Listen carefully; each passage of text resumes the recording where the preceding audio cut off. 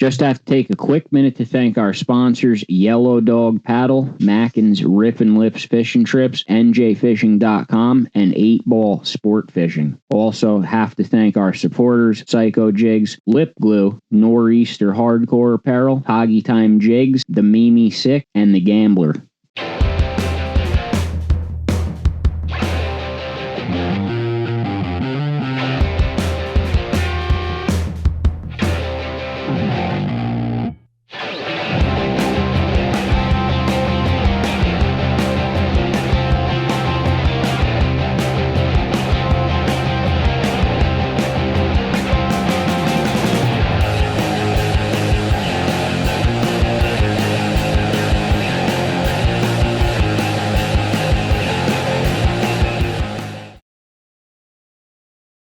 Hello and welcome to episode number 130 of the NJ Multispecies Podcast. I'm your host, Joe Santiago. As always, my partner, Chris Pereira.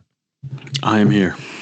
Tonight's guest, Frank Panico, the chief of the Game Wardens of New Jersey. We know we have a lot of questions emailed in. We are going to try to do as many as possible, right, Chris? The official title is Chief of the NJ Fish and Wildlife Law Enforcement. Okay, and it's also official title Part 1, because we'll never be able to fit all this into one. We're going to warn him of that. Right off the bat, you might as well just invite him back on, because we got way too many questions. So if you sent the question and we don't get to it, or if you put a question in the comments and we don't get to it, we're going to have him back on. I mean, unless he despises us and refuses to come back on, but... That's also always a possibility. Some updates real quick. I have a report from Captain Chris Lido from the Gambler. Gambler reports somewhat decent bass fishing. Still, he said the fish are starting to get small, below keeper size. Not a great week for striper fishing, but he said decent enough to get out there and fish. So yeah, the striper bite starting to slow down, but that's pretty much expected now. Blackfish season's gonna be in full swing any day. Waiting to see some blackfish posts, right, Chris? The posts so far haven't been fantastic on blackfish. I don't know what's going on. The 2 times Chuck and I did a little bit of blackfishing, it was great. I mean, we didn't get anything big, but keepers, we would have had our limits if we were keeping fish. Nothing bigger than 16 inches or so, but plenty of action and plenty of keepers. It so far seems like the north is doing better than the south, but that probably will change, I would guess. Our trip down, we fished Wildwood Reef out of Cape May, with legal limit. I mean, the action was good.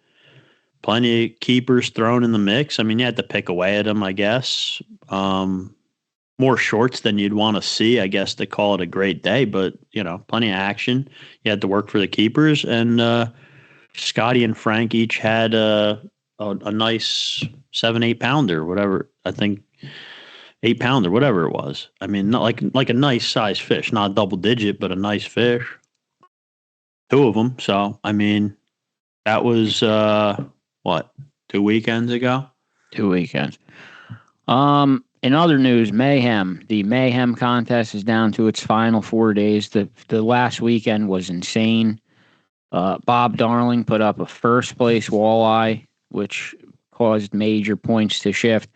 I somehow put up a first-place carp by a miracle with John Dorn and Chuck, which was just... We were targeting white perch, and it's just an unbelievable miracle. And now Chris just entered the first tiger muskie of the entire contest. There's 4 days left. He just got the first one. Dude, there's only one thing that's common denominator for all the crazy miracle type shit that happens, and it's fucking Chuck. Yeah, it's he's always there. He just commented into here and said, "Where do you purchase these?" We both have the same shirt on, but these shirts are magic, we believe, so we do wear them. We are. I think we do have to produce some new ones where the TY is crossed off and it says TOG, the Team TOG. I did like that. Yeah, I would be. It was a joke, and 5 people tried to order them. Right. I'd be an investor to buy one of those for sure. Let's just make them. We'll tell Deuce to make them. This is also the last episode before the Christmas party. The Christmas party is this Saturday night, njfishing.com. Jerry Zagorski, NJ Fishing's Merry Mayhem. It's going to be a sold-out show. It's going to be a lot of shit going on. It's going to be very busy Saturday. So if you're coming Saturday, don't forget. It is this Saturday. I think Chris forgot already. No, I was just joking. But we are ready. I think there was some snow in the weather, but I think they changed that to no snow. So because if it snows that night, that could be a mess. That would be a mess. It's already a mess without snow. It's just a mess by itself. Hopefully there's no weather and everyone gets to come and all that. So before Frank gets in, Yellow Dog Paddle still continues to post some nice pictures from the Delaware River, including walleye, nice catfish. The trolling for brown trout has been very good on Round Valley. They're picking up more brown trout. If you're looking to get one last guy to trip in this year before the ice hits, hopefully, call Yellow Dog Paddle because he still has some pretty decent action going on. And if someone in the Mayhem contest was with him the other day, they'd have the first place walleye because that one he got, he put it on a bump board, bumped on the board even bigger than Bob Darling's current first place winner. Yeah, he did. It was 29 inches, right? No, I don't think it quite hit. No, I think it was 28 or 28 something, some change. It was first place. Yeah, it's bigger than even Bob Darling. So yeah, Mike, you should have entered if you caught that. I don't know who caught it. No, it was his client. Oh, his client. Well, his client should have joined too. Everyone should have joined. The whole everyone. With the changes that are being made to it for next year, I don't know how to put this nicely, but like you're just dumb if you don't join it. Yeah, we basically made it so you have no excuse. There's something in it for everyone, except microfishing. There's nothing in it for them. Maybe one day, but no. If we could secure one of these like grand prizes, it would be a raffle type system. Like I said, I think I mentioned it before, where basically if you hold any points on the board, you're going to have a chance. Like the more points you have, the more chance you'll have. But if you have just any point, so basically just about anyone would have a chance at winning this grand prize if we could secure it. Yeah, we're working on securing better prizes and also the addition of saltwater. Saltwater is now coming to Multi-Species Mayhem for 2026. It's its completely own separate division. It's free to all members to join it. It's 6 species.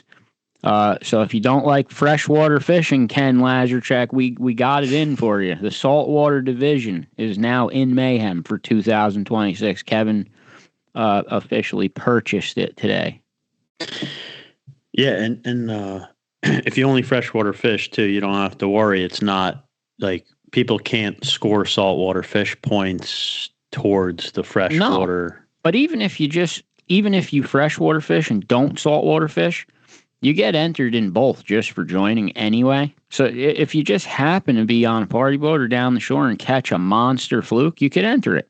If you don't, then you don't. But yeah, all members are going to be entered into saltwater and freshwater. If they don't participate in one or the other, that's fine. But we're going to do both for everyone. And again, the only other excuse I've ever heard is that they don't want to reveal. By submitting a fish into the app, it reveals the location information to make sure that you're not fishing a private waters or out of state or whatever. And that's the only other excuse I've ever heard is that people don't, my spots are secret. I don't want to reveal them. You don't have to submit a fish from your secret spot. You can just participate from the not secret spots. You know what I mean? Yeah. And if you think your spots on Lake Opakong and wherever all these other big lakes are secret, then I can't help you. I think we already had a lot of that, the secret spot shit for this past one. And I think a lot of people saw it was not a problem. No. It was handled fairly easily. Basically, the person that's doing it doesn't fish, so it just works out perfectly. Yeah, I mean, basically, there's no excuse. You either want to do it or you don't. I mean, it's fun as hell. I mean, this last week was crazy. Like, it is ruining my life, though. Like, I didn't hunt this year. Like, what happened? I've been hunting my whole life. You didn't hunt because you didn't take the time to hunt. I mean, yeah, because I was fishing. I gotta keep fishing to chase these mayhem fish. Bob Darling will not leave me alone, ever. Look, no offense to hunting, I do like it, but I pick fishing every time. Like I'd rather go fishing, but I do want to hunt. Like I do want to put 2 deer, in the freezer so I have enough till next year for sure. But other than that, like for the enjoyment of going outdoors and doing something enjoyable, like I'm gonna pick fishing every time. Yeah, but now just as winter bow is going to open in January, and we're going to say, oh, we could finally sit back and relax, maybe go hunting for a little while. That's when ice fishing and Mayhem 2026 starts. So it's like hunting's gone. I mean, no, I mean, I have to.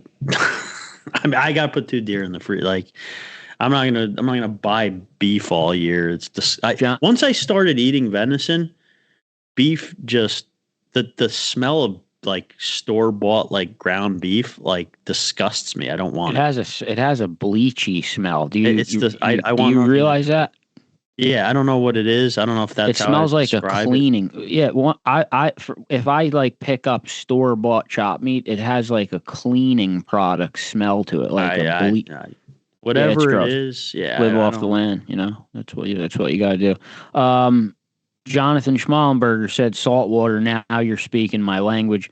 So yeah, we understand the saltwater. Bob Darling's here. He's chasing me. He has 4 more days to chase me. Bob Darling, you are haunting my nightmares. Please leave me alone. I cannot relax with this guy. He's like a machine. Every time I put a fish up, he puts on one up right behind me. It's like great. I mean, like, granted, I probably would have fished for something else today if you didn't leapfrog me. But I did it on. It was a total. Like I said, it was white perch fishing. It wasn't my. It's crazy what can happen with this shit. Like I know it wasn't a big carp that I had. I mean, hell, like yours isn't that big anyway. Like any carp angler will look at that board and laugh their ass off. But hey, fucking join next year. I don't know what to tell you. But I was pretty. When I got that carp up to the side of the boat, I didn't even think like it was that big of a deal. And Chuck was like, "That's a first place fish." I'm like, "Are you really?" I thought that they were a lot bigger than that, the ones up there, but I was wrong. I stepped in shit. But I mean, within 1 hour of me celebrating and cracking the champagne bottle, Bob Darling puts up the first place walleye of the year and just creeps back in. Like, I don't even have time to eat the cake. I mean, he's just right there. The best part is we're fighting over like 2nd and 3rd and 4th place, and Chuck is just sitting in 1st, fucking untouchable. That's another thing for 2026. Chuck's days are over. Like, we're going after him from day 1 until the last day. We can't be friends with him anymore, and it's now war. I can't not fucking fish with him. He's too much fun to fish with. No, we could fish with him. We're just not going to be friendly with him. That's all. What are you gonna like sabotage like his fishing gear while he's on your boat? I don't understand. Dude, you can't even sabotage. Like the guy is so magical. You cannot. It's funny. I was telling Dorn like when we were fishing too. I'm like, the craziest thing about fishing with Chuck is something crazy always happens. And sure as shit, that carp came on the last cast of the day. I'm not kidding. Maybe my last cast of the contest.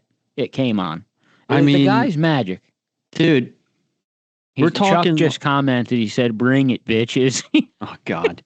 Why don't provoke him? Whatever. Please don't provoke him. Oh, he's already triggered. He's buying a freshwater boat with a jet motor. He's going to be all over the place. Saltwater. Guy's a maniac, dude. Maniac. I mean, I expect a lot more people to be in the contest too. So keep in mind that, like, if a guy who's really good at carp fishing, who carp fishes a lot, you're not going to be able to win the carp division with a 31 or 32 inch carp anymore.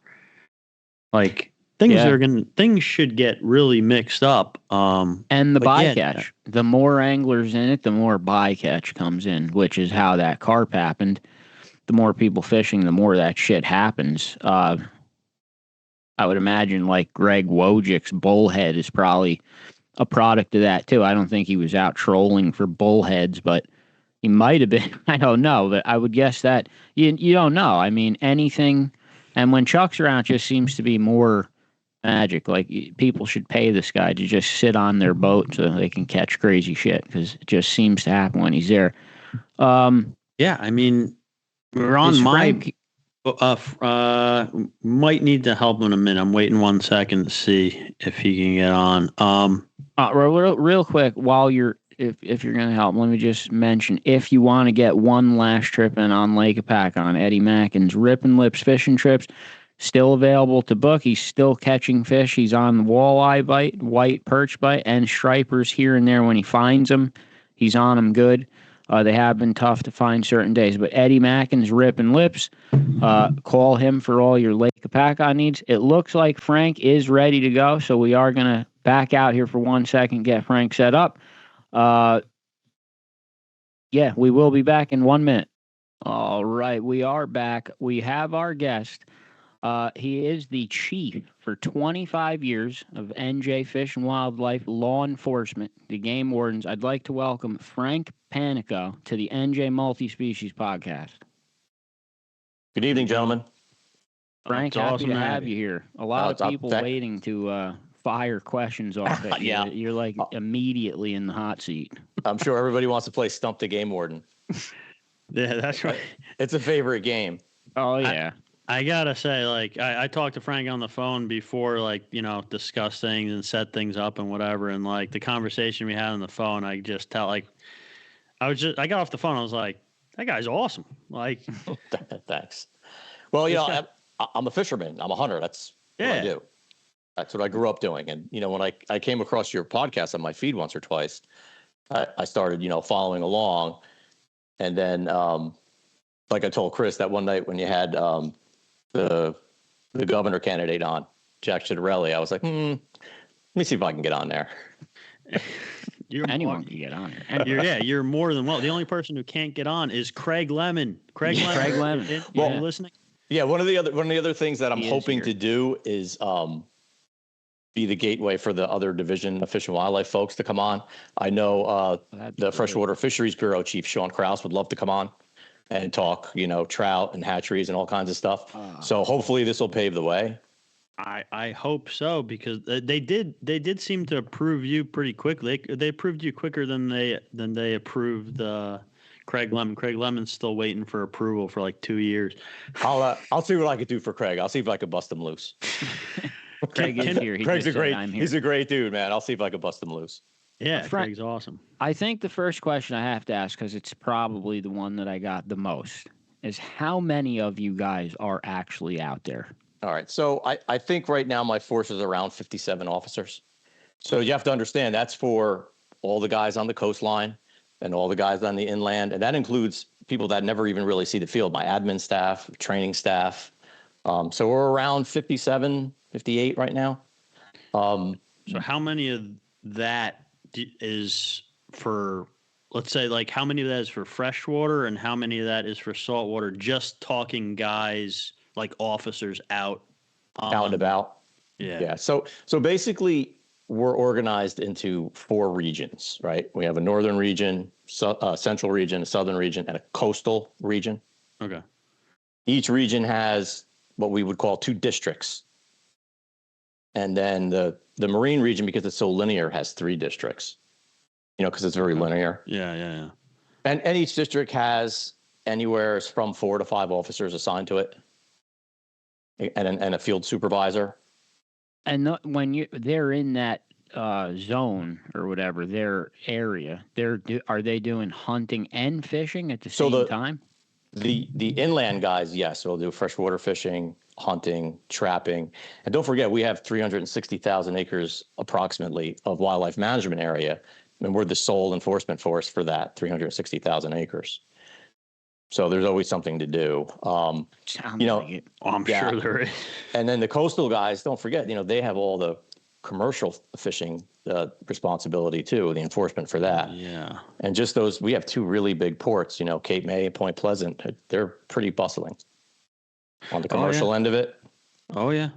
Yeah. So, we're pretty fortunate right now that we've gotten to a spot. This assistant commissioner that we have, Assistant Commissioner Dave Golden, has really helped us over the last few years bolster our ranks. We've been hiring, consistently since I became chief around 3 years ago. That was like the general. All the comments kind of generalized around this. Oh, how come when I call, like when I see something, it takes. I get it. Yeah. And I think everyone kind of understands that it's a staffing issue, obviously. But guys are wondering, is there any way to staff more officers? Like, is there any path to that? That's a difficult question to answer. Like I said, the northern region is the top 10 northern counties. You essentially have an officer per county, if you put it out. The way state government is organized, and I don't want to go down that rabbit hole, but there's basically what they call full-time employee numbers, FTEs. Yeah. So there's only so many of these numbers in existence in state government. Yeah. And, the DEP gets its allotment of them, and we're housed in the DEP. So, if you could picture that shell game. So Fish and Wildlife gets so many of these employee numbers. Law enforcement gets so many. I actually was able to get an extra one this year, which is kind of a big deal. It's only one. Yeah, it's a big deal when you're talking a very, a scarce resource, those FTE numbers. Now, here's like a side question kind of. So if someone's fishing, they see something that is a violation of fishing game. Like they see someone filling a bucket with short fish or whatever. Yes. That's what happens most often. Someone sees someone filling a bucket with short fish, maybe someone that probably might not even have a fishing license, whatever it is. They call the number, depending where the officer for that county is or in the area, it may take him a while to get there. Now, I've been fishing on Lake Hopatcong, right? Mm-hmm. Just the example I'm going to use. I'm fishing on Lake Hopatcong. The state police have boats on Lake Hopatcong. They patrol and stuff. I've had the state police come up and check me for all the credentials for the boat, the boating license. They also checked for my fishing license. Uh-huh. Can someone if you see someone breaking fish and game laws, like filling a bucket with short fish, can you contact the state police too? Like if it's Lake Hopatcong and they're there already patrolling, can you do that? Are they there every day though? Depending on the time of the year. If it's like the summertime, I want to say yes. On the weekend for sure. Am I allowed to ask to see someone else's fishing license? I think, technically, according to fish and game law, you can ask somebody and they're supposed to present it. But, in this day and age, going down that rabbit hole, do you want to get involved in that? Yeah. No, now I guess it would turn into the Wild West. And yeah. I mean, someone we do our best to get wherever we can as soon as we can. Some days when you call, you might be surprised. The guy might be 5 minutes away. Yeah. But other times he might be on the other end of the county.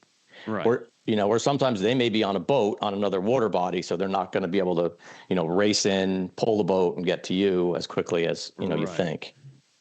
A big question that is making Jonathan Schmallenberger very upset. He wants to know: do you guys enforce the 3-rod law for fishermen from shore? As for the shore-based ones? When we come across it, we do. He says, why should people on shore be limited to 3 rods when a guy on a boat can have 30? Can have 100, yeah. I don't disagree with that assessment. I didn't write that particular piece of legislation. But, we enforce it, but are we running around to try to write everybody a ticket because you got 4 rods? And just for people that are watching, like, you don't make the laws. You just no, we do not. Yeah, we do have not to enforce what they give you. We do sometimes get asked our opinion on some safety stuff, especially when it comes to hunting. Some of the regulations around safety requirements. They'll ask our law enforcement opinion, and sometimes we'll get asked an opinion on other things from what we're seeing in the field.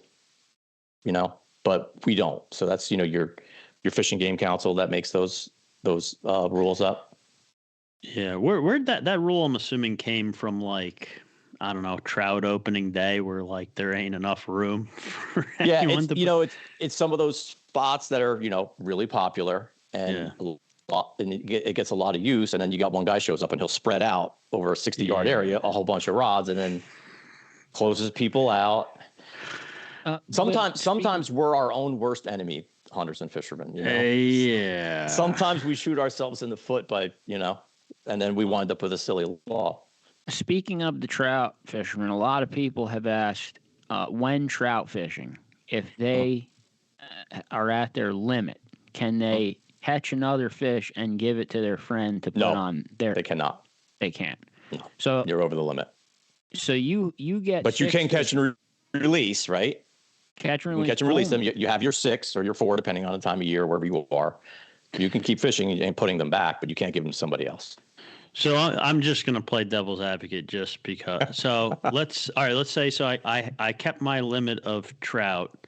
I'm fishing with my buddy. He's got none. I hook a fish and say, hey, dude, here, I hooked one here. And I pass Reel it in? You're watching this happen.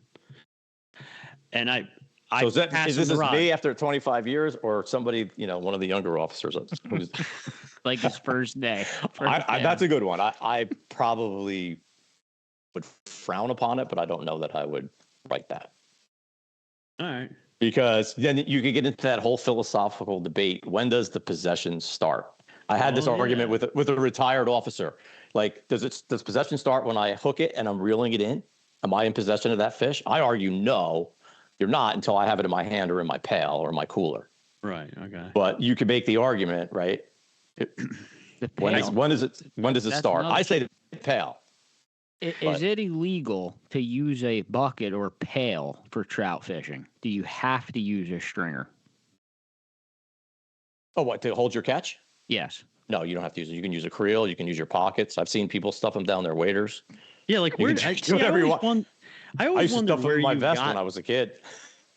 Joe has always told me that I can't put trout in a bucket or something. I don't know. Really? I was always told that for some reason. There's another one that you can't use corn for trout bait either, right? I mean, I've heard that one too. That was illegal, right? That's the total. Or they were trying to pass a big law to, Do you want some of this Stump the Warden? Because there are some Stump the Warden. Yeah, let's play some stuff. Wait. Before you get into that, I just wanted to say one more thing. I wanted to jump to saltwater real quick because I talked about this to Frank. It was kind of one of the things he saw when he found the podcast and stuff that he brought up on the phone with me, and it was when we were talking to Jack about like the fear of like this no target rule on striped bass fishing that could be coming. And I don't know, Frank gave me his opinion on it, and I think everyone needs to hear it because guys are worried that like they're gonna pass this rule where you aren't even allowed to target striped bass. Yeah. So looks like for next year we're gonna have status quo for striped bass. Or I don't know if everybody found that out already.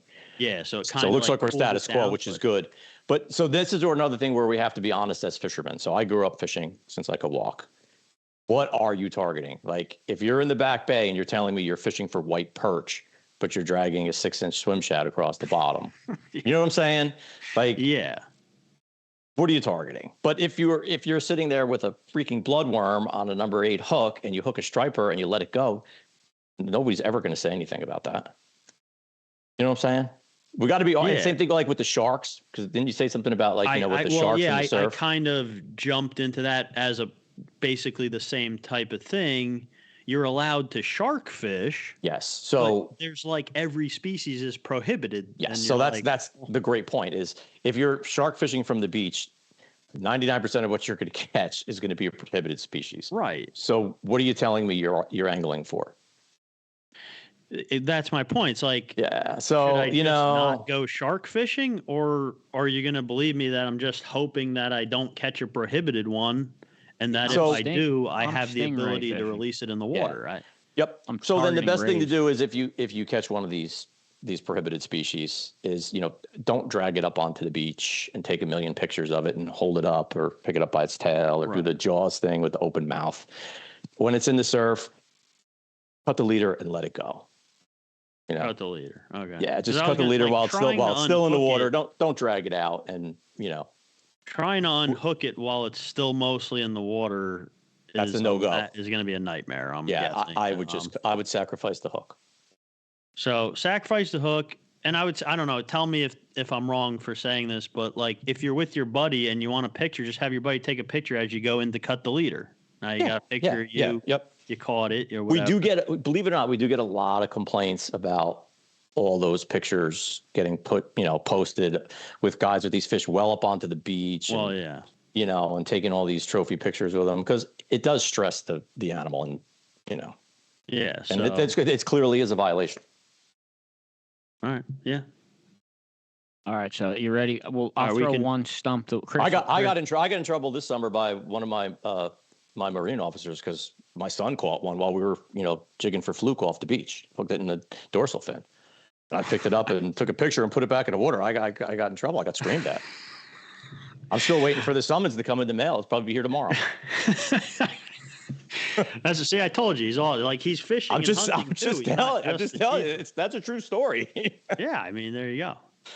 My phone started blowing up. What are you doing? Okay. How am I going to get the hook out? Here's this first Stump the Warden question. If you're out and you're bird watching from a camouflage ground blind, can you have a crossbow in the ground blind for personal defense? No. No, you're hunting? I told you it was going to be no. Yeah, no. The question is ridiculous to begin with. Yeah, that's a good one, though. But the definition of hunting, if you look in the Fish and Game laws, is the possession of an instrument used to take wildlife in an area where wildlife is known to frequent or be. So. Oh, really? Okay. Yeah. It's pretty cut and dry. Chris? Yeah. I don't know. Here, you want me to pull up the email question? They're bird watching. A lot of email questions. I haven't had anybody ever tell me that bird watching. I'm bird watching. I ain't hunting. That'll be a new one.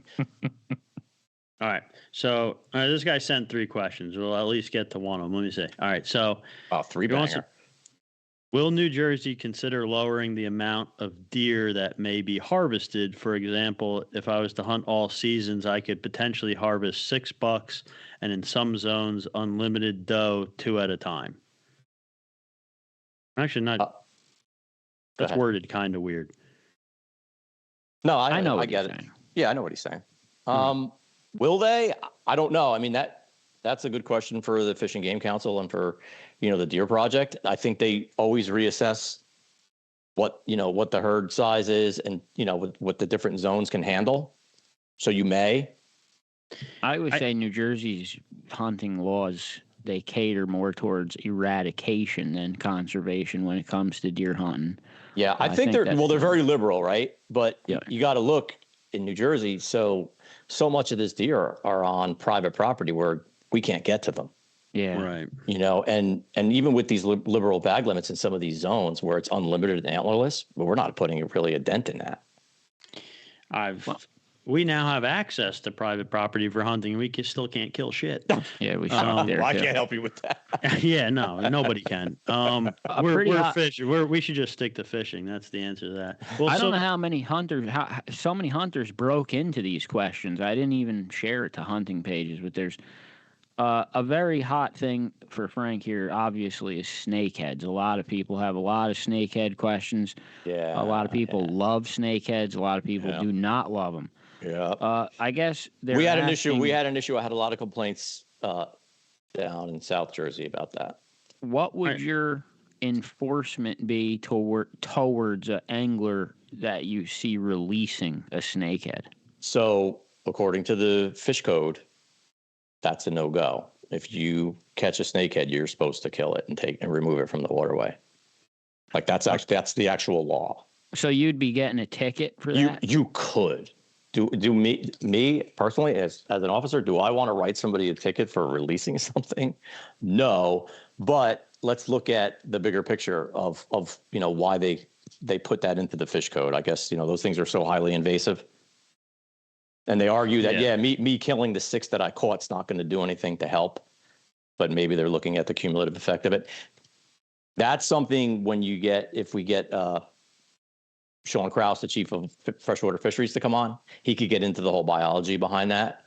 But the law is pretty clear. It's between snakeheads and then flathead catfish too are supposed to. Are they giving you that law for blue catfish yet, or you're not getting any enforcement on that? Yeah, I don't know if blue catfish. I have to look at that, to be honest with you. They are starting to be caught. Yeah, they're here. I haven't heard of the flatheads definitely are. We know that. Oh yeah.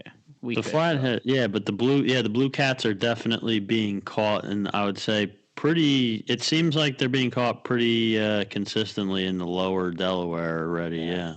And I know, like, the complaint I got was there was some folks returning them to the water, and the officer, who's now since retired, was like, "Yeah, great, put them back. I don't blame you."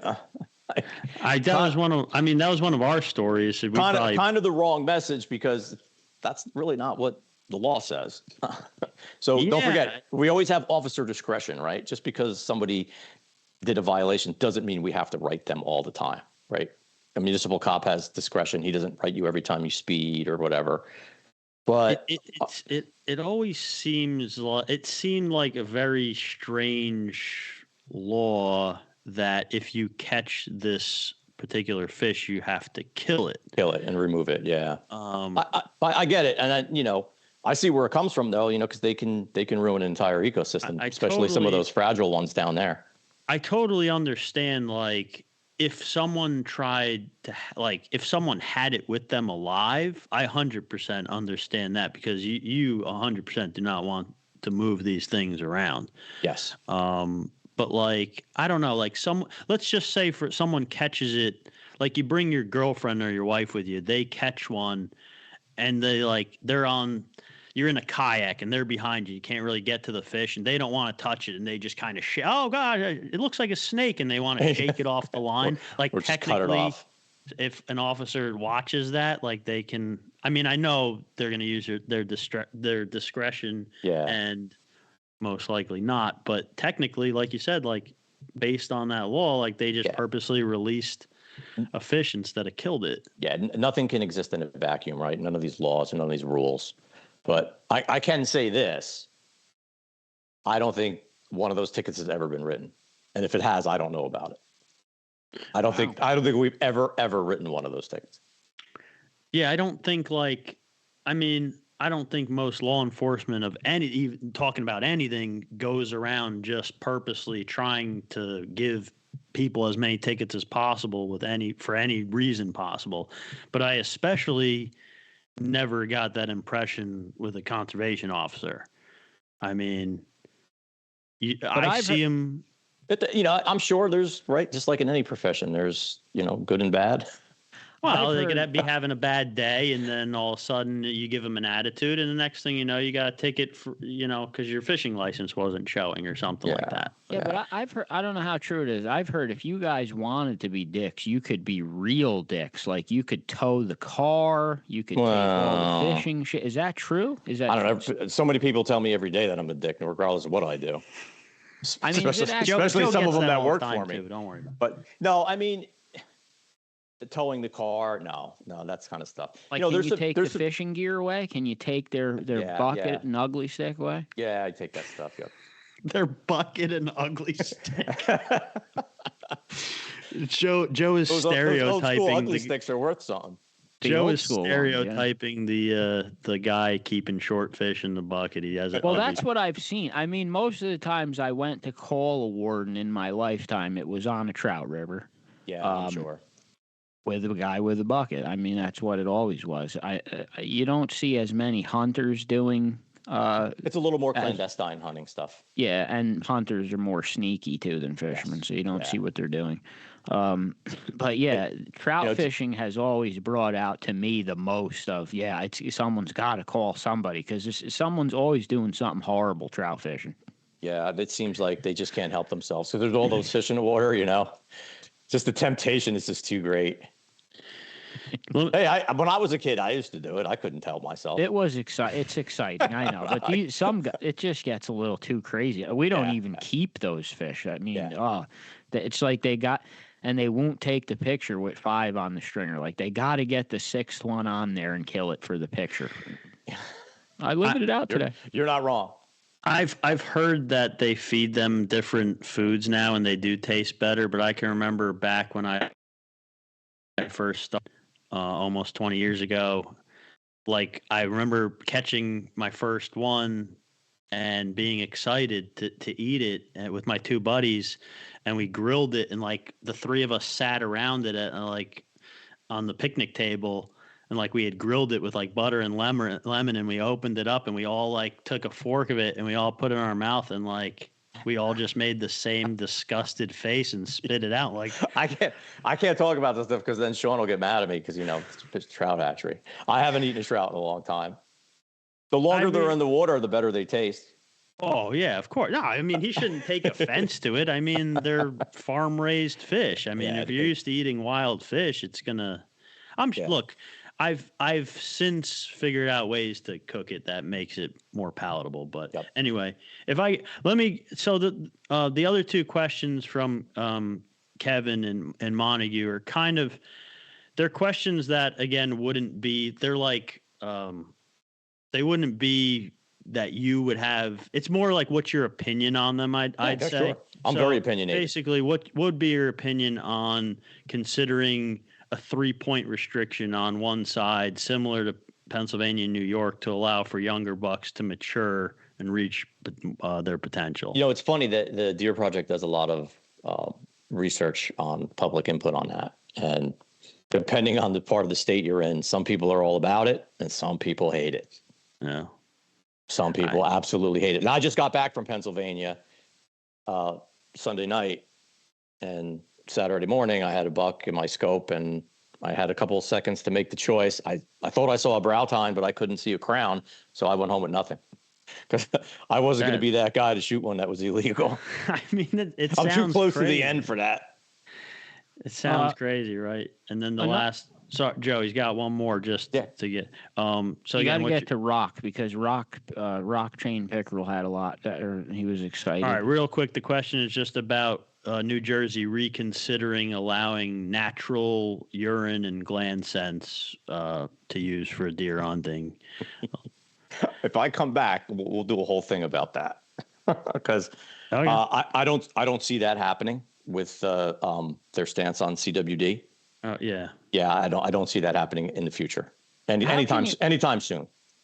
Would you have any way to prove it, though, if you walked up to me and I had a bottle and it said synthetic and I said, here's my synthetic? I mean, how would you prove it's real? Yeah. So I guess I would have to take a sample of it and I would ship it out to the lab. Would you actually do that? Yeah, I would. Wow. So it's worth all that time and effort to get the person? Yeah. All right. That's good to know. Yeah, I mean. Look, if we believe that, you know, this chronic wasting disease, if it gets here in New Jersey, it's going to really cause a big problem for us, for our population and us as hunters. Why wouldn't we do everything we could to stop it? Yeah. You know, and that's my job, right? Pretty interesting question. Would the higher percentage of offenders be repeat offenders or new first-time offenders? I don't have. When I come back, I could get you hard data on that. I would say there's definitely a good portion of repeat offenders. Like, it seems to be guys that do it once, they do it forever. And, you know, when I was texting with Chris, you know, before coming on a couple of weeks back, said something about, there was a question about, like, you know, fine amounts being so low. So, you know, I can push that all together. So the fine amounts are done statutorily. So without legislative change, there's nothing we can do at the Fish and Game end. You know, that has to be done by legislation to raise the fines. But the biggest thing, deterrent, is if you get caught twice in 5 years, you lose your privileges.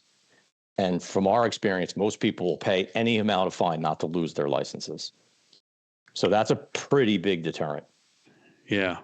You know, I mean, My only thing with that is, what about, you find someone fishing. I would imagine this doesn't happen as much in hunting, someone hunting without a license, but fishing without a license, I mean, I would imagine that is pretty common. I mean, Yeah, it is. So I mean, so let's say I'm just making like an example situation. All right, so let's say you catch a guy fishing without a license. He's filling a bucket with short fish. Okay, you catch him. He's got no license, so you give him the citations for that. You should be arrested. You catch him. So so the way it works, again. The way the law works. So that's only one. That's one incident, right? Even though I wrote him 5 tickets for that, that's one incident. If I catch him next year just doing one thing, that's his second strike. He loses his license. But he didn't have a license. He's fishing without a license. He didn't care. So now what happens to, like, what's the penalty now? He won't be able to buy a hunting or fishing license for a few years. But like, okay, so he doesn't. So your argument care. is he never buys a license? So I'm just making up this situation because I think it happens quite often. So let's say, all right, you catch him a third time. Now he obviously doesn't have a fishing license because he's not allowed to buy a fishing license. He's doing the same thing again. He's filling a bucket with. So the penalties keep getting enhanced, and his suspension keeps getting protracted. At any point, does it become like you're going to jail for a night? Almost all of our fishing game stuff is all civil in nature. It's not criminal. Okay. Some of the things go into what they call the quasi-criminal realm, but almost all of it is civil offenses. And is there a limit to the fines? Like, is there eventually a limit, or does it just keep increasing? Yes, each statute has a limit. Some of them are only like $20. Yeah, and even your deer ticket's $100. Yeah.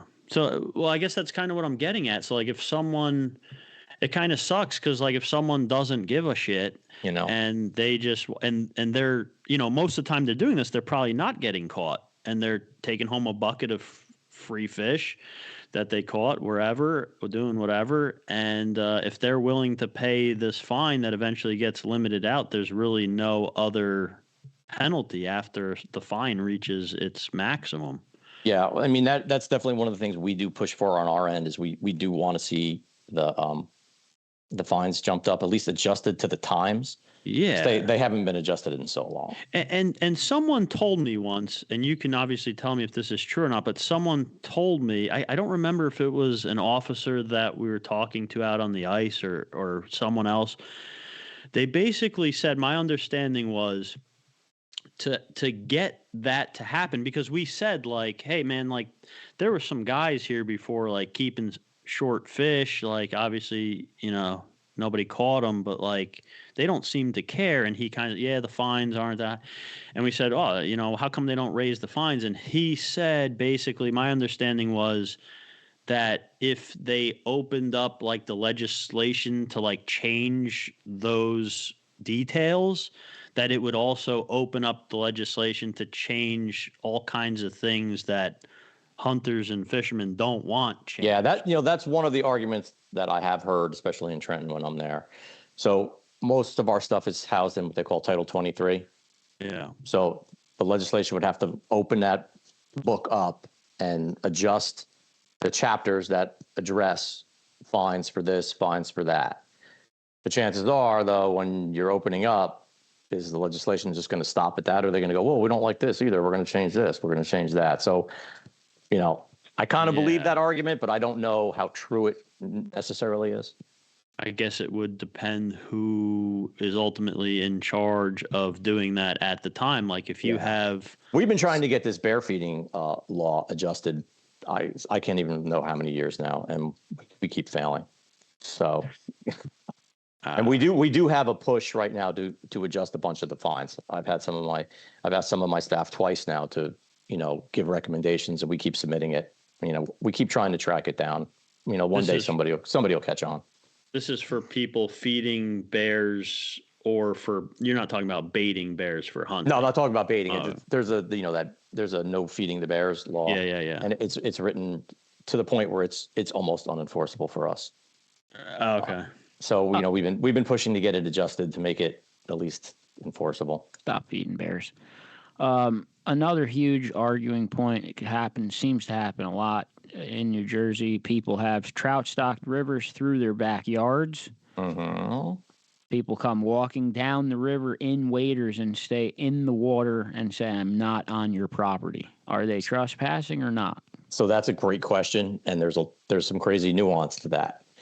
In New Jersey, it is possible for a landowner, say the landowner owns both sides of the river or water body. Right. Yeah.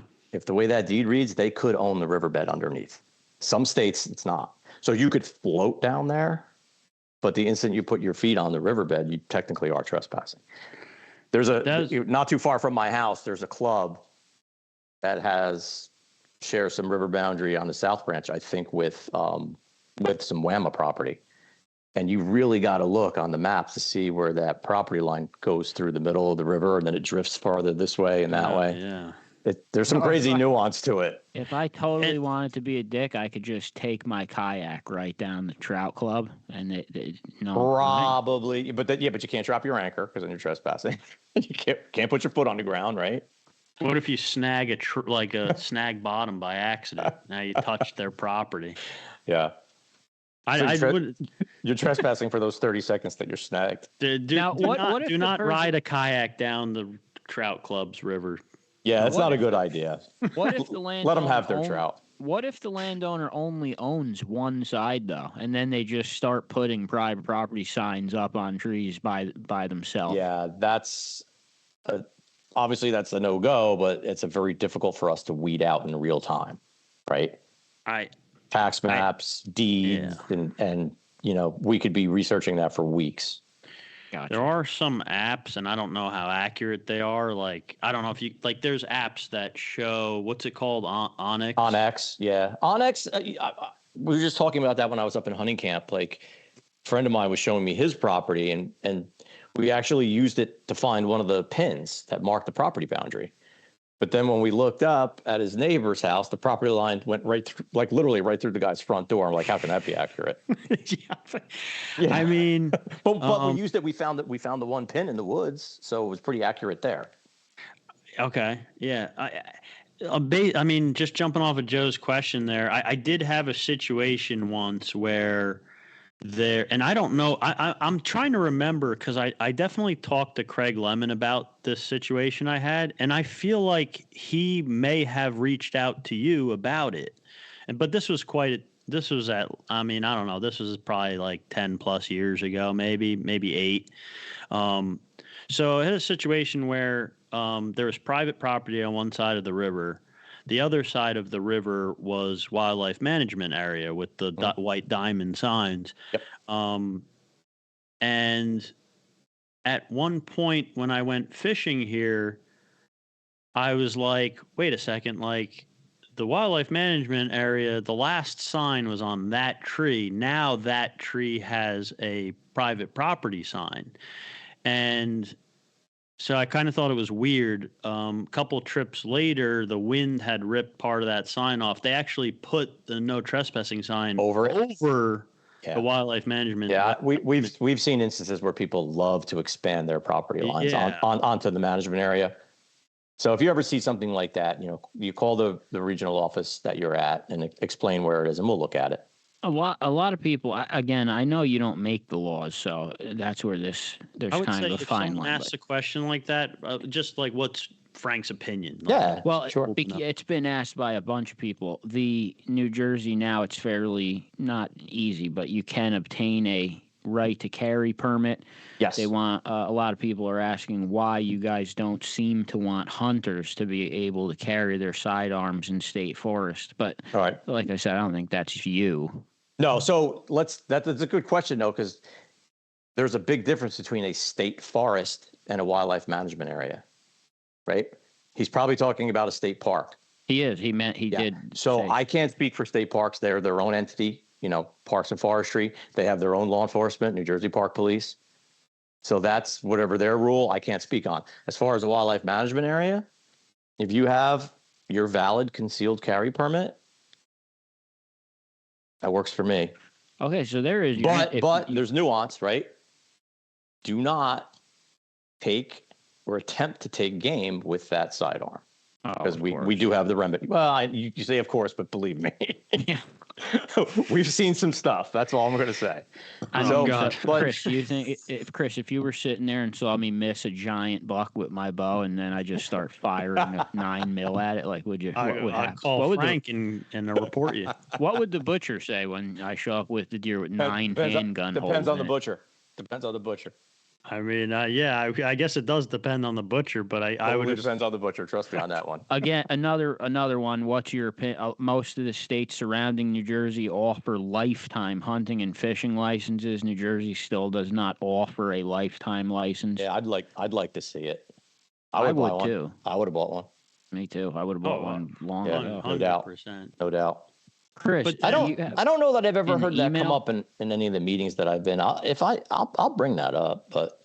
Well, I mean, I guess is it going to lose revenue because obviously you're getting a discount by buying this, and I feel like most people who buy, I mean, everyone I know that fishes, it's not when the next year comes around, they're not going, I wonder if I'll buy a fishing license and go fishing this year. Like you're fishing, like that's what you're doing. Like that's just that would take another legislative change, like we talked about earlier, though. So there you go, and then the legislature have to write that and approve that. Round Valley Trout Association wants to give you a huge shout out and all your officers for your dedication and hard work and protecting our natural resource. I appreciate that. RBTA. We have a lot. Okay. Yeah, I got one up here. Basically, they want to know.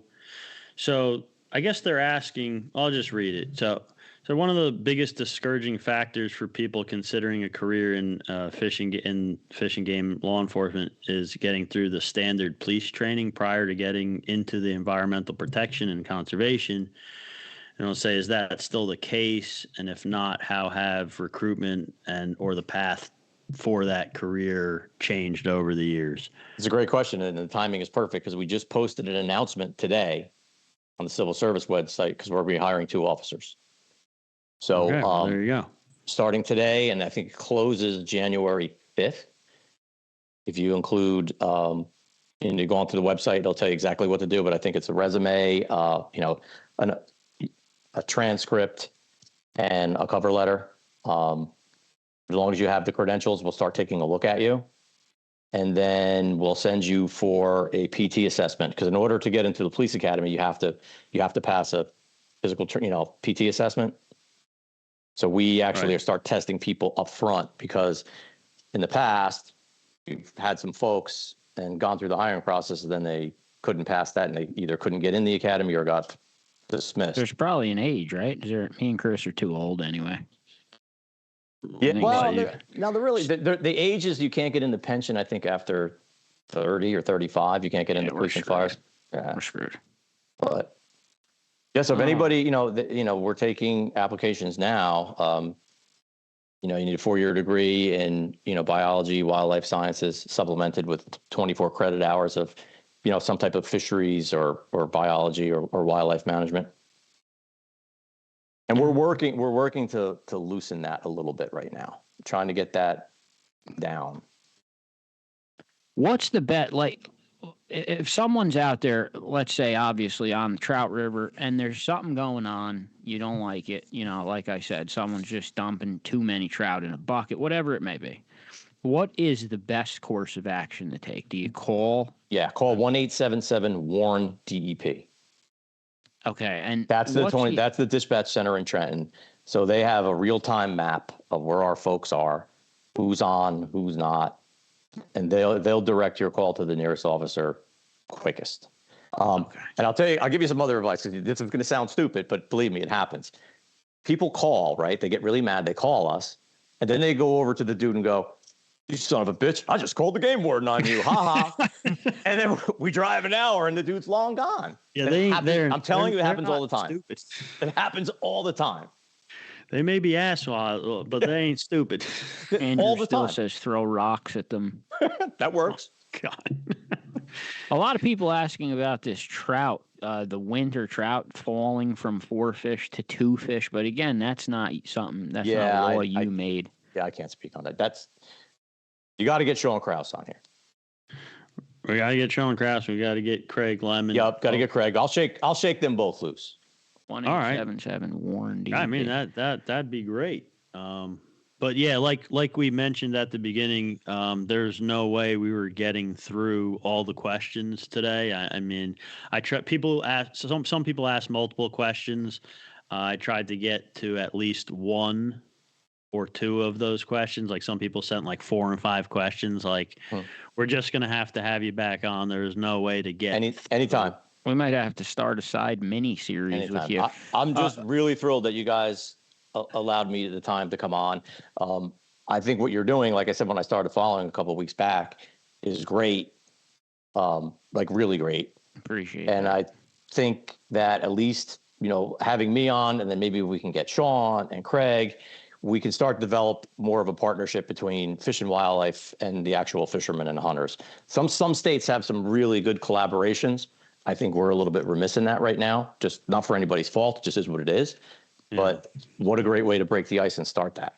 That'd be awesome. Well, yeah, I think a lot of guys, I don't know, I don't want to put words in anyone's mouth, but I think some guys, I will say, when it comes to law enforcement, period, they think of it negatively, like, oh man, here comes, I see it. Oh, I see an officer over there, like, oh god, now we're gonna be interrupted. Like, I mean, I do feel that way though about cops, but when I see a game warden, I get happy. I'm like, oh, there's one, awesome, like there he is, get him. We try, and like on the hunting end of it, we try not to pull somebody out of their tree stand at prime time in the afternoon, right?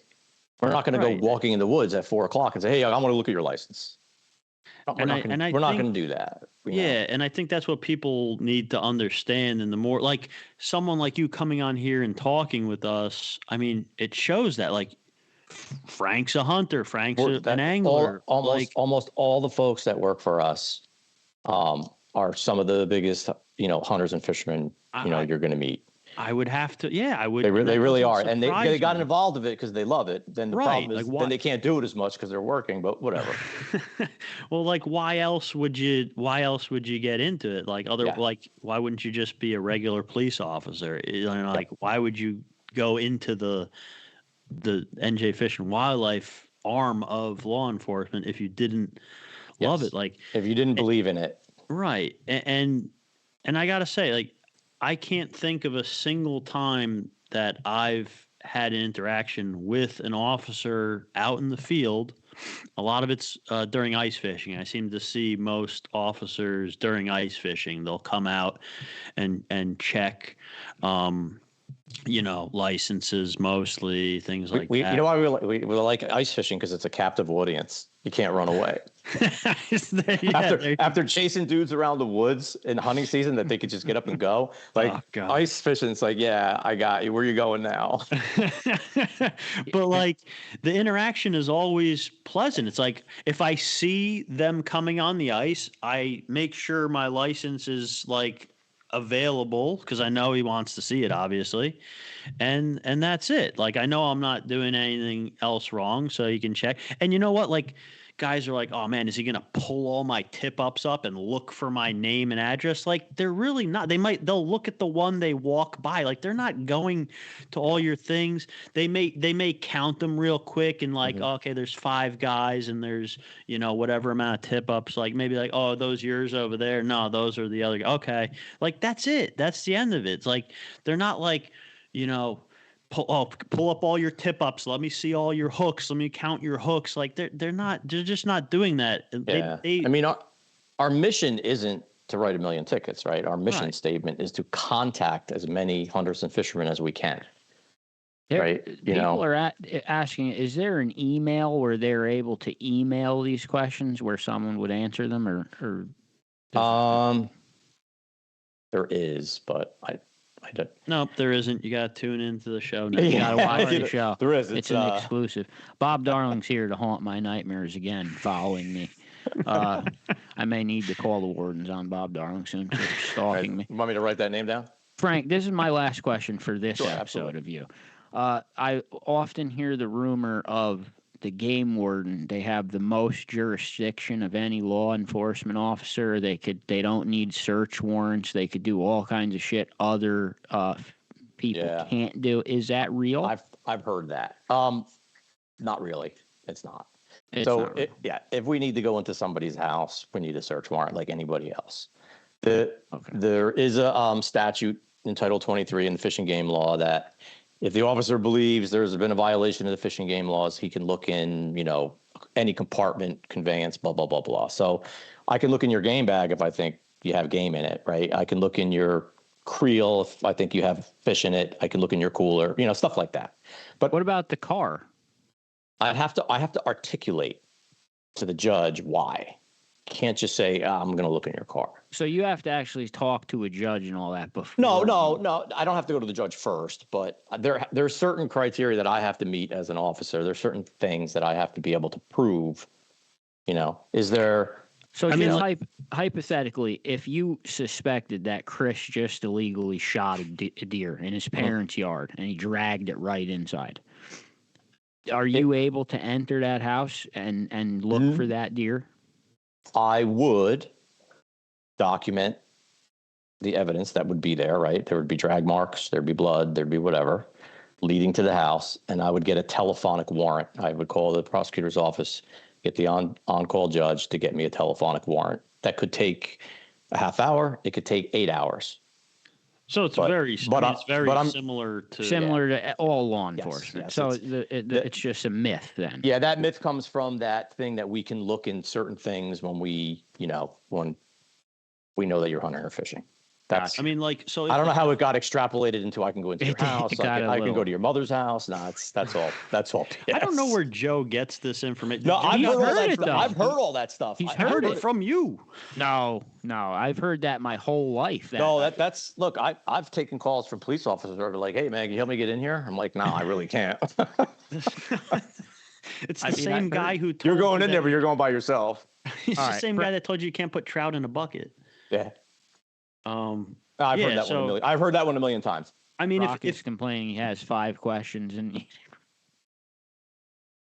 I at least got to one. Look, I got nowhere to go. I have no life, so shoot. I mean, as long as you guys are willing to shoot, I'll try. Read one of Rock Chain Pickerel's questions because he's very upset now. Where is email. He emailed 7 and then he put 8 more in the comment section. Like, what does he want me to tell him to type it right now? What does he want us to ask? Yeah, tell him to triage the 15 questions. Rock, he's beating you up here. He's Chris because Chris has to read the emails. You got enough. I can't Andrew even keep Still track. is just. I don't even know what his real name is. Are you familiar with Andrew Still, Frank? Because he should be arrested immediately by you guys fishing. No. Would you say Blackfish is the biggest problem in New Jersey? Is that the number one poached fish for like black market shit? It's a biggie along the coast for sure. We, especially in October and November, the marine guys spend an exorbitant amount of time protecting them. So do you guys actually crack down on these rings that are set up to do this? We try. That's crazy. Oh, all right, yeah, we try. All right, Chris. Striped bass too. People. Craig said he has no life. Craig, come on the show then. If you have no life, Craig, come on. You can come on with Frank right now. It takes more than one person. Come on here.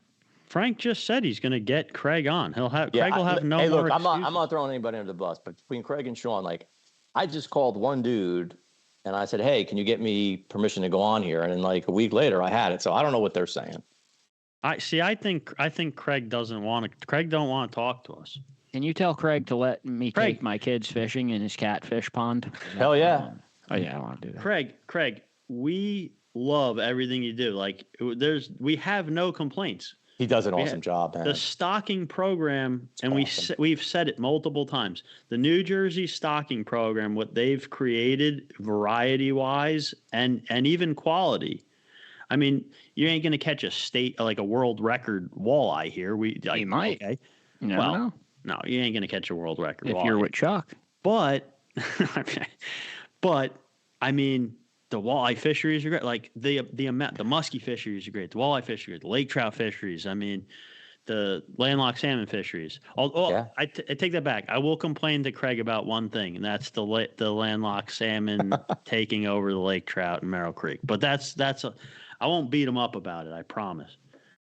But all right, Craig, Chris did catch a tiger today. If you missed the very beginning, Chris did catch a tiger muskie today, the first one of the year. It was Frank. I have to thank you so much. Well, for hold on. I just pulled up Rock Chain Pickerel's. Yeah, he's got like 16 questions. I thought. This is it, dude. I'm doing like 2 or 3 of your questions, buddy, and then that's it. All right. So okay. As conservation officers required to appear in. Are conservation officers required to appear in court every time the defendant appears or only if the matter is set for trial?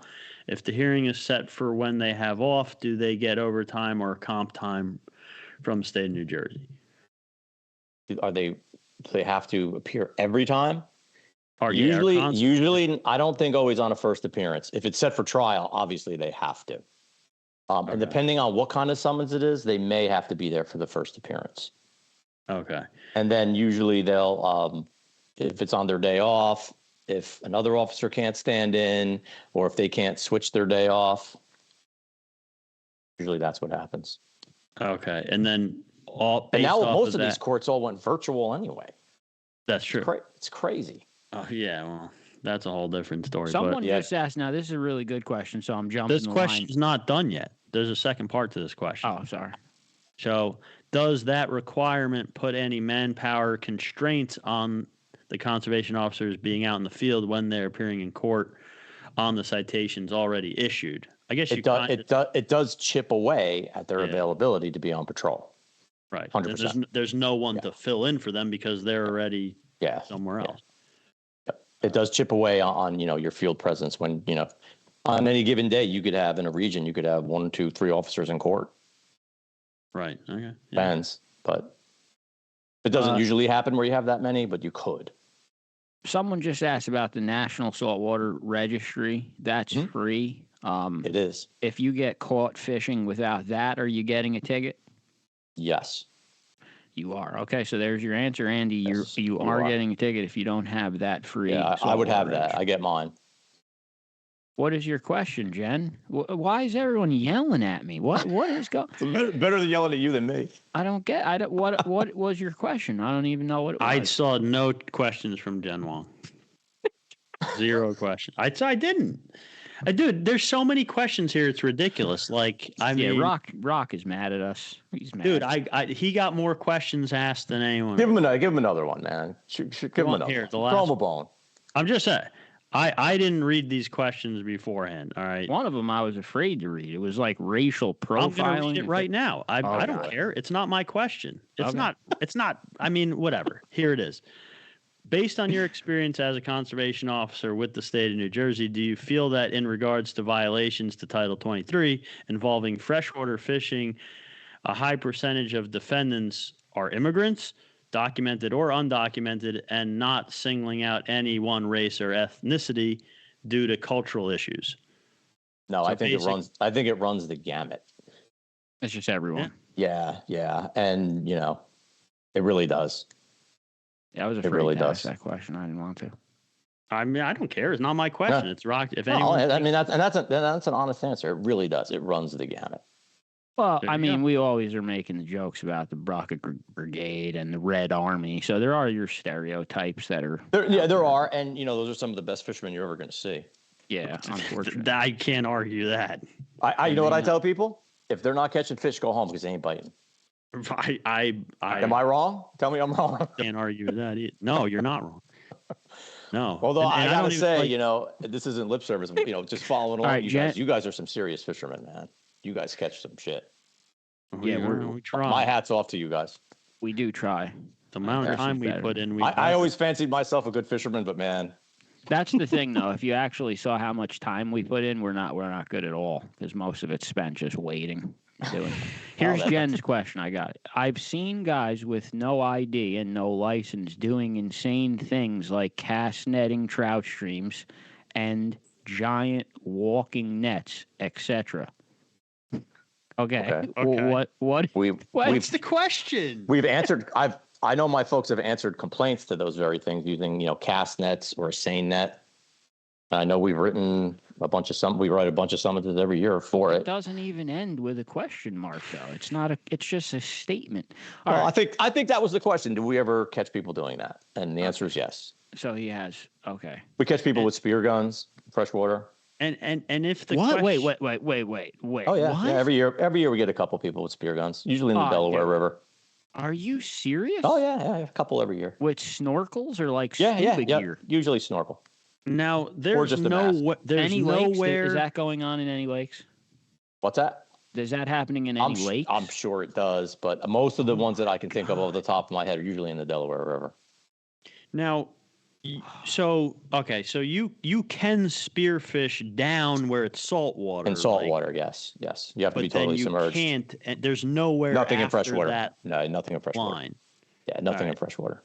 I mean, are they anywhere near that line? No, not even. Not even. I'm talking like North Jersey. I'm trying to give them the benefit of the doubt, but we're not even close to that line, bro. All right, I'm doing one more question from Steve Signal 11, and then we gotta go.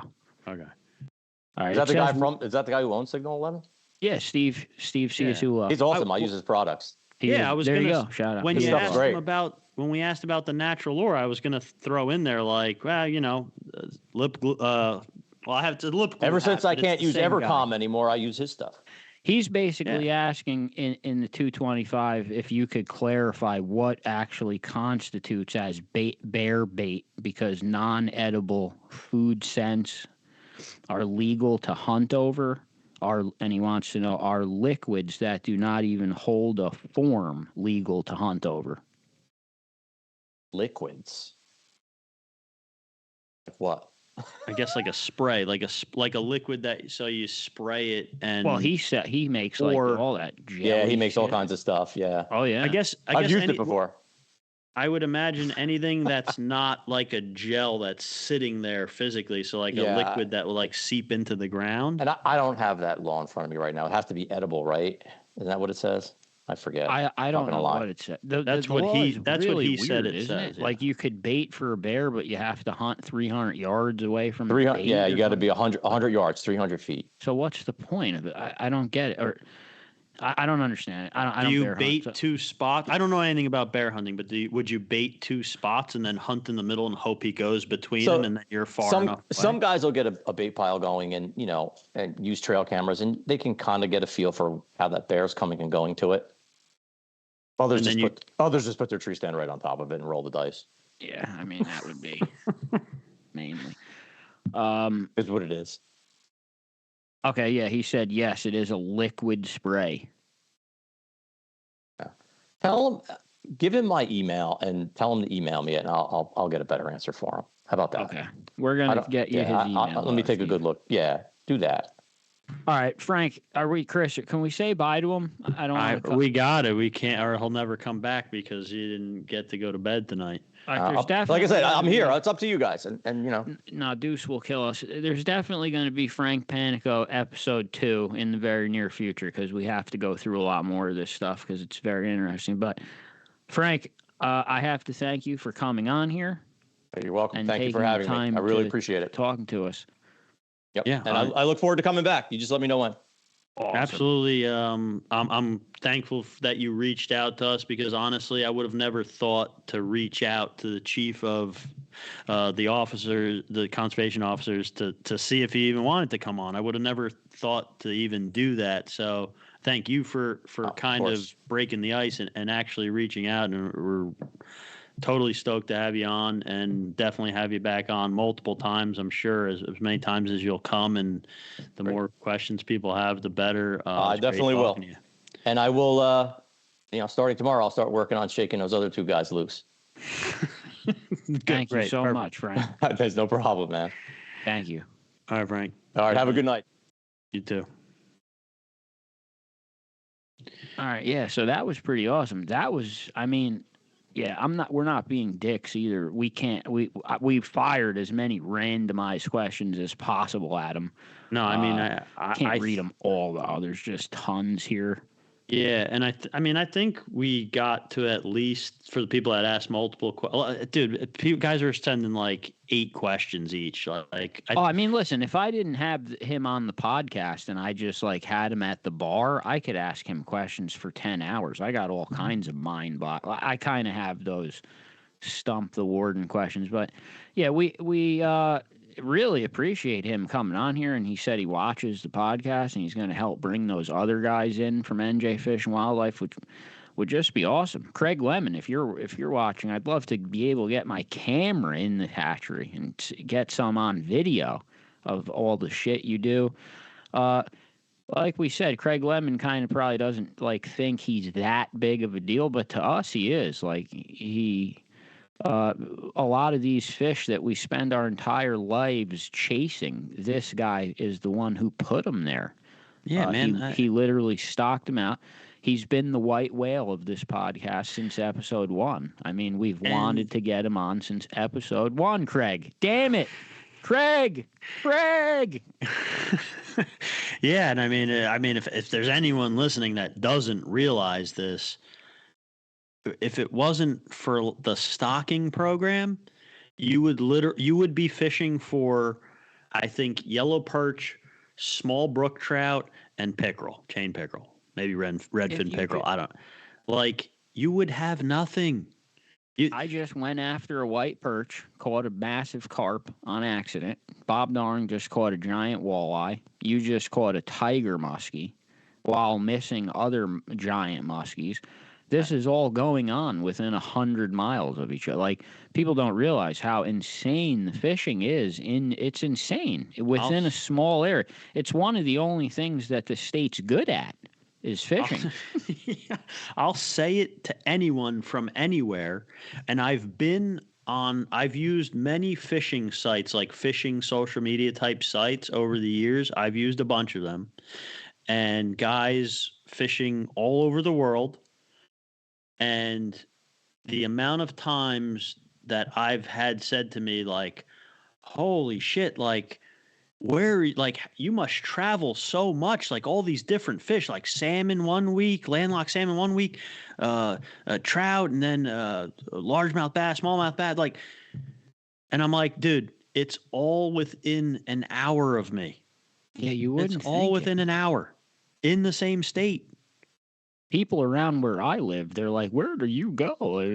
Upstate New York or way out? I'm like, no, it's in New Jersey. Like, sometimes I'm at, like, Pompton Lake. It's 20 minutes from here. Like, people don't understand how good it really is. And some of you could even go to, like, a pond in the middle of North Bergen and catch a giant holdover rainbow trout.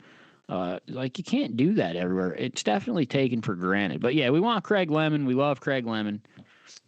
8-ball sport fishing, Point Pleasant. I'm pretty sure he's not fishing for the rest. Is he doing sea bass? I have to talk to Dom and ask if he's doing sea bass or not. Well, I think this. I mean, you mean for next spring? I don't know. Isn't there an offshore season now where you can keep 15? Oh no, he don't do the offshore sea Okay, bass. so I think 8-ball you're going to have to book for next season, but he is going to be at the Christmas party. Striper trips. I think he's out of dates. You could call him and ask him. Like I said, sometimes he'll do a second trip in the afternoon if the fishing's good. Call Captain Dom from 8-ball. But if you want to book a 6-pack trip for next year, you can start reserving those now. And like I said, he will be at the Christmas party. We're going to be happy to see him and Kim there. Oh yeah, and definitely. I mean, reach out to him no matter what, or talk to him at the Christmas party. Like, you want this, if you don't have a saltwater boat and you like saltwater fishing, like you want this guy in your phone. Like, you want to be friends with this guy. Like, Dom is awesome. And I mean, the trips he does, like you always say, like these like after work trips, or like just the flexibility is awesome, and the prices are awesome. I mean, a lot of the other captains, here's the price, and here's the time, and here's how it's gonna go. Like, Dom's not like, he's like, all right, what do you want to do? What time can you? Very flexible, not over expensive, and it's a game changer to be able to fish on a private charter. And all the guys that I've brought with me on the trips that I've gone, that you bailed out of or haven't come on.